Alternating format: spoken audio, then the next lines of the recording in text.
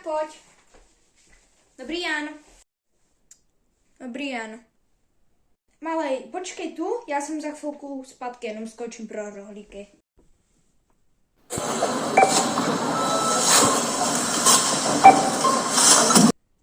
Zpátky, já se tu bojím. Mami, kde seš?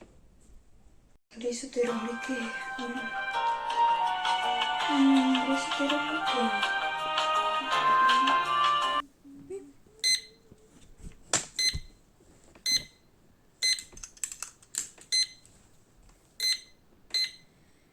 Tak, bude to všechno.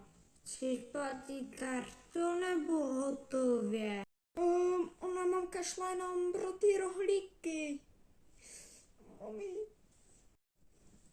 Já se tě ptám, bude to kartou nebo hotově?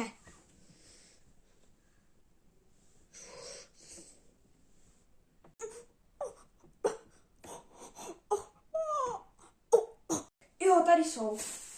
Beru a jdu. Jo, omlouvám se, tady mám ještě. Jo, dobře, my jsme tu na vás čekali, zase jenom jsme si popovídali, jak se máte a tak dál. Takže ještě ty rohlíky, kolik máte? 3, dobře. Tak, bude to všechno.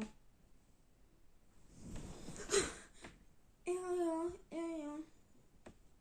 Shledanou, pěkný den.